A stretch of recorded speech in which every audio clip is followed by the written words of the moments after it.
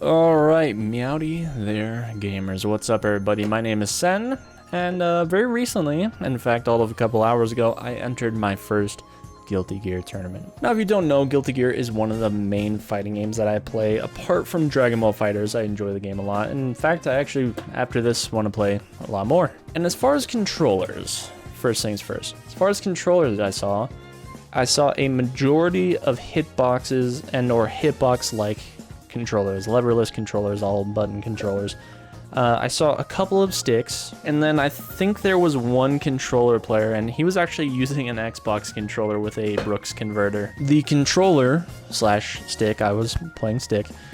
The stick that I was using is actually my Hori RAP4. I've been using this thing forever, and I thought it was fitting for my first tournament ever that I used the first stick that I got ever. And this thing is fine. This thing is a good, solid controller. I would absolutely recommend getting one if you are at all interested in stick. The reason I picked up this instead of using Hitbox is because initially on Guilty Gear Strive, I didn't know that you could download the PS4 version of the game. The PS5 version of Guilty Gear will not accept a hitbox product because it only registers as a PlayStation 4 controller. So I just committed to learning Guilty Gear Strive on stick, and I've stuck with stick ever since.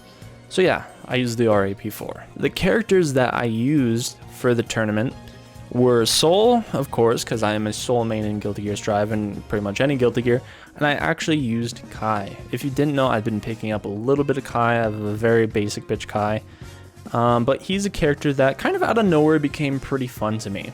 I didn't use him much. I kind of mostly committed to Soul. Now, all in all, I'm a little out of practice with Guilty Gear. I didn't get as much training as I would have liked to. I didn't play the game as much as I would have liked to. Part of that was just being generally busy, but also the two people that I actually ended up playing with the most pre-tournament was actually Chris and Vince. They're both people that are in my Discord. My Discord centralizes all things fighting games, so if there's any games that you want to play, just by all means shout out to everyone and see if anyone wants to run some games. More than likely, if I'm free, I will gladly run some games of whatever game you want to. Now, having a training partner is both a good and a bad thing because you are having frequent matches. You have someone that's close to you that knows your habits quite well, but also the inverse of that, where you know their habits quite well. You know where they like to attack, defend, how to counter their play, so on and so forth. Fighting against Vince was great for developing the basics of my Kai game plan, but above and beyond that, he was testing out characters for himself, so that in a way didn't help. When he was fleshing out some of the characters that he wanted to learn, it let me get a general idea of how to kind of inflict my will with Kai, what Kai likes to do in certain matchups. So all in all, I would say it was definitely beneficial, but I definitely wanted to get in some more online sets, which is one of the things I regret not doing, on top of not labbing nearly as much as I wanted to with Kai. I told myself that I was actually going to have like a very grindy, nerdy game session with Kai, and that actually didn't end up happening. I just kind of ended up playing against Vince for like 3 or so hours. Now let's talk about the actual tournament. My initial opponent was someone by the name of General Brownie. That was the only player that I was aware of in the bracket because they were my first opponent. I did catch wind that they were a Ramlethal player from actually Mark. Shout out to Mark. But I wasn't too concerned about Ramlethal. I have played a fair bit of Ramlethals.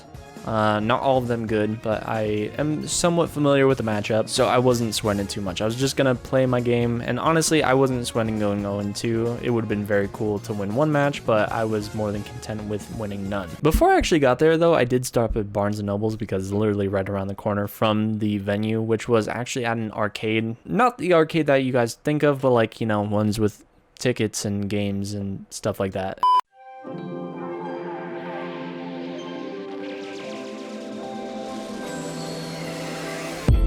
Are we all just lost at sea?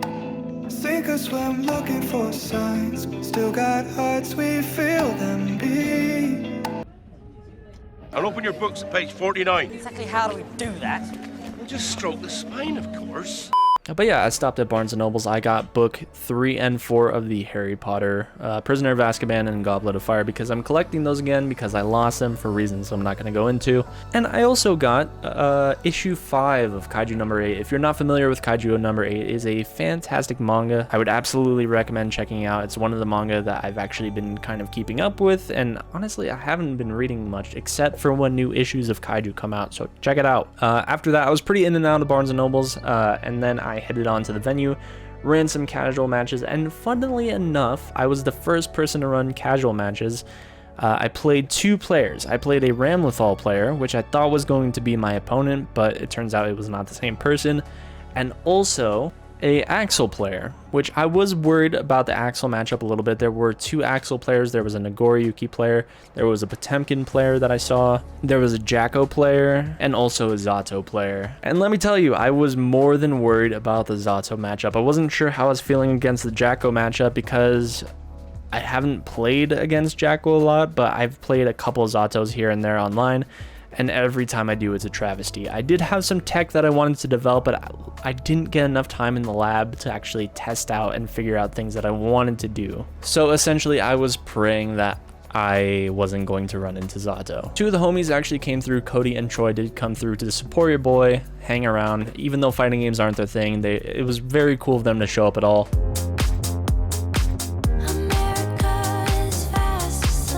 Hey, player! Drop the chips and get me some ammo!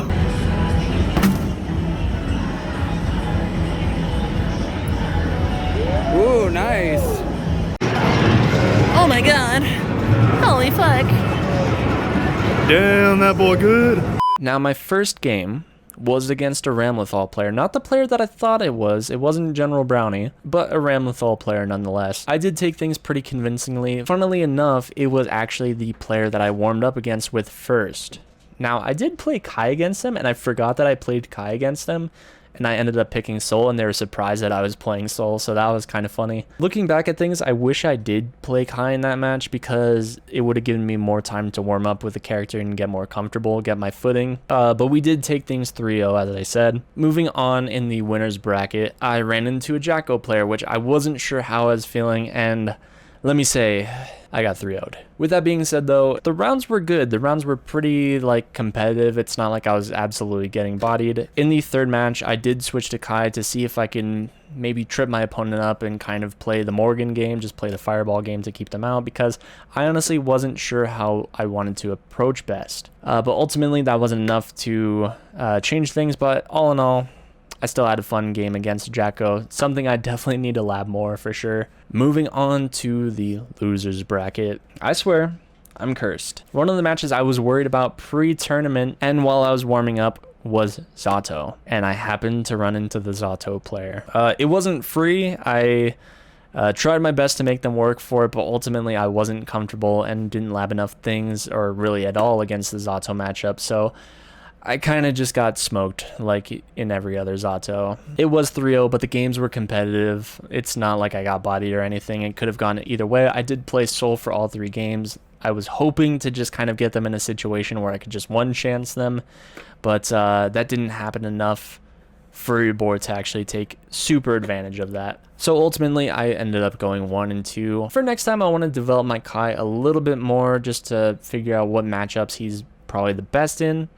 But for the most part, I was just kind of slugging things out with Soul, hoping to inflict my will on my opponents. All in all, though, I had a lot of fun and look forward to the next tournament that I'm going to be entering. I am going to continue to enter. Hopefully, I can film things in a way that's much better. I was grateful that Cody recorded what he did. Sadly, I didn't have any footage of the Zato matchup, but that's okay. With that being said, though, this has motivated me to play a bit more Guilty Gear and get a bit more nerdy into things once again. But with that being said, thank you all for watching. Thanks for your support. And yeah, remember to check out the description for links to not just my channel, but my friend's channel and the Discord as well.